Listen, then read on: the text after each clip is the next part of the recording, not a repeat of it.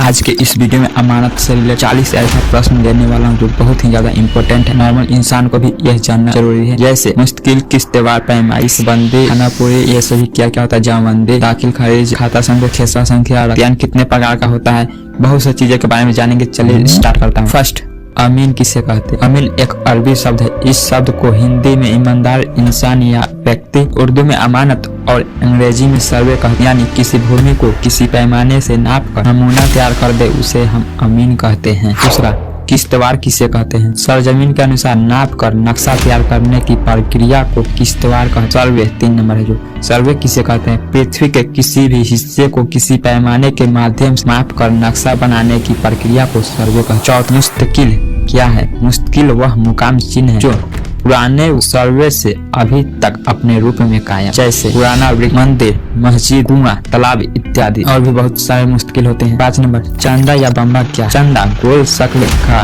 बना वह मुकाम चिन्ह है जो बाउंड्री लाइन पर किसी घड़ा में बालू, पत्थर तथा शीशा भर कर गाड़ दिया जाता है तथा इसी के माध्यम से मापी किया जाता है। इसकी व्यास 60 कड़ी का होता है। और 6 नंबर जो है, 3 सीमाना किसे कहते हैं? जहाँ पर 3 मौजा यानी नक्शा का सीमा एक स्थान पर आके मिलता है उसे हम 3 सीमाना कहते हैं। का आकार त्रिभुजाकार की तरह होता है। और 7 नंबर, 4 सीमाना किसे कहते हैं? जहाँ पर 4 मौजा यानी नक्शा का सीमा एक ही स्थान पर आकर मिलता है उसे 4 सीमाना कहते हैं। उसका आकार वर्गाकार चिन्ह। और 8 नंबर, 3 मेरा किसे कहते हैं? जहाँ पर 3 किसान रैयत का खेत का सीमा एक ही स्थान पर आकर मिलता है उसे 3 मेरा कहते हैं। 9 नंबर, 4 मेरा क्या है? जहाँ पर 4 किसान का खेत का सीमा एक ही स्थान आकर मिलता है उसे 4 मेरा का। 10 नंबर, दाखला क्या है? नक्शा में चारों तरफ से 10-10 जरीब पर प्लस का साइन कायम किया हुआ रहता है उसे दाखला कहते हैं। और पंजा में नक्शा में चारों तरफ से 5-5 जरीब पर माइनस का चिन्ह कायम किया हुआ रहता है उसे पंजा कहते हैं। 12 नंबर, टीला क्या है? सर्वे के समय में नापी की सुविधा के लिए 1.5 फीट मिट्टी भर दिया जाता है उसे टीला कहते हैं। गड्ढा, सर्वे के समय में नापी की सुविधा के लिए कहीं कहीं 1.5 फीट का गड्ढा खोद दिया जाता है उसके द्वारा भी नापी किया जाता है। 14 नंबर, खारजी लाइन क्या है? खारजी लाइन वह मुकाम चिन्ह है जिससे पैमाइश कर रहे उसके दाहिने नीचे कटान दे जाती है उसे खारजी लाइन कहते हैं। और 15 नंबर, दाखिली लाइन वह लाइन है जो पैमाइश करते समय बीच में जो कटान बनाया जाता है उसे दाखिली लाइन कहते हैं। 16 नंबर, लट्ठा क्या है? लट्ठा बांस की बनी होती है। इसकी लंबाई घंटे जरीब से 10 कड़ी तथा 20 कड़ी के बराबर होती है। इससे अपसेंट की छोटी छोटी दूरी मापी जाती है।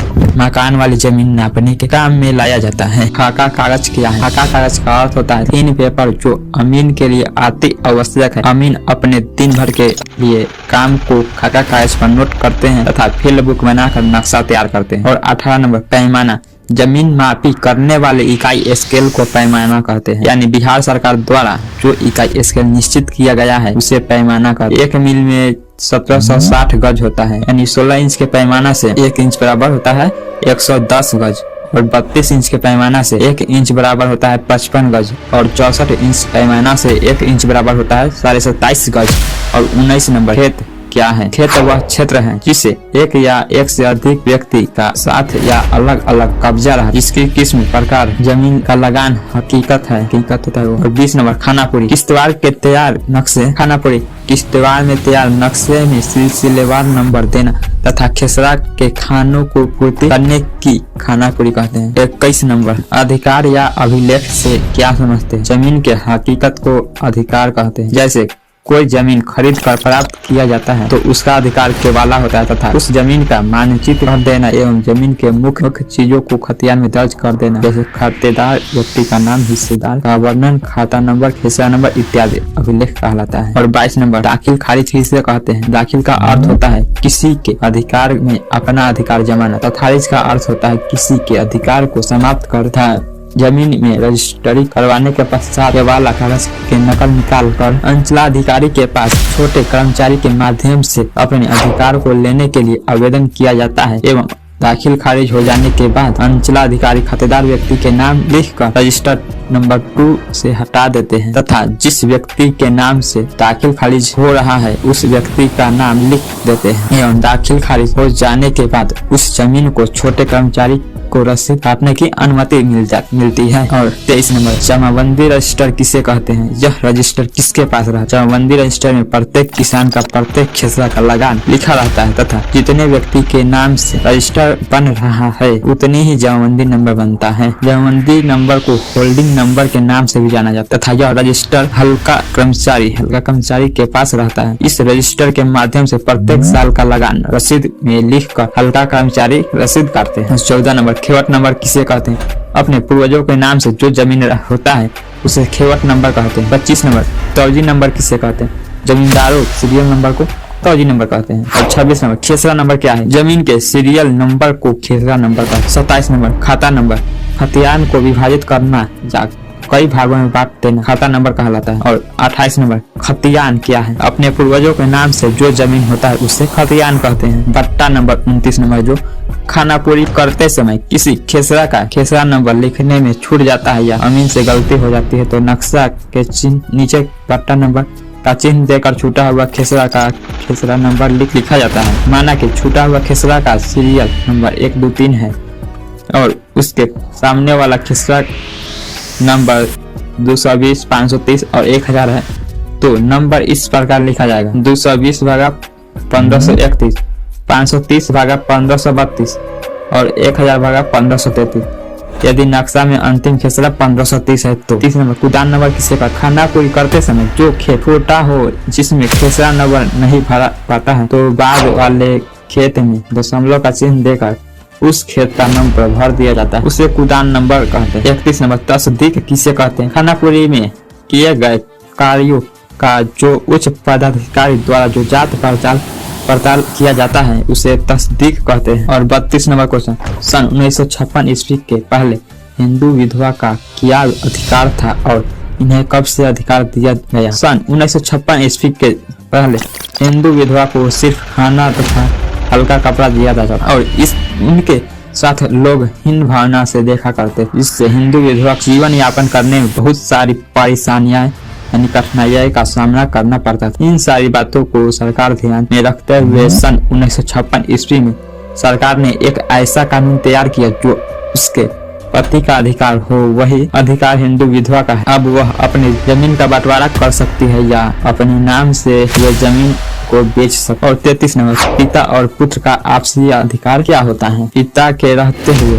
पुत्र का कुछ भी अधिकार नहीं है, लेकिन दादा यानी मरोरी यानी उत्तराधिकारी वाला जमीन में पिता के बराबर पुत्र का अधिकार होता है। 34 नंबर हिंदू संविधान में भाई और बहन का क्या अधिकार है? हिंदू संविधान में भाई और बहन का अधिकार बराबर। कुल जमीन 20 एकड़ है तो जिसमें से 3 भाई और 1 बहन है तो टोटल हो जाएगा 4, लेकिन जिसमें 3 भाई 15 एकड़ और बहन को 5 एकड़ का हिस्सा, लेकिन हिंदुओं में बहन का न के बराबर लेती है। यह हिंदू संस्कृति रिवाज है, यह संस्कार भी कहता है। 35 नंबर मुस्लिम अधिकार क्या है?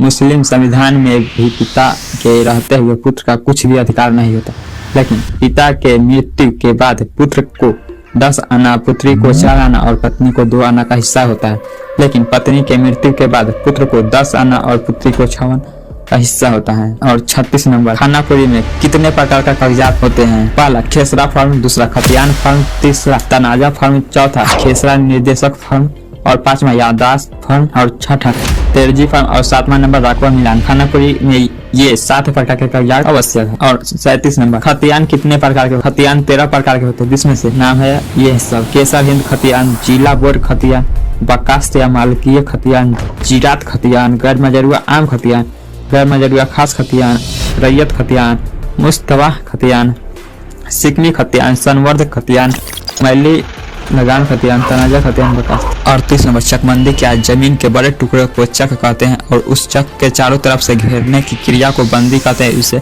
घेरे हुए चक को चकबंदी कहते हैं। चकबंदी में कार्य करने वाली सभी कार्यकर्ताओं को न्यूनतम उच्चतम पद तक पद नाम से चकबंदी लगाया करते हैं। इससे साफ पता चलता है कि वह चकबंदी पदाधिकारी है। और 39 नंबर फिरनी पथ के संबंध में संक्षिप्त विवरण करें। फिरनी पथ गाँव के चारों ओर से बनाया जाता है तथा यानी ताकि गांव में सभी ओर से ग्रामवासियों के आगमन आने जाने में सुविधा हो। फिरनी पथ के बाहर चारों ओर से वृत्ता हो। बाहरी आकार के अनुसार फिरनी पथ बनाया जाएगा।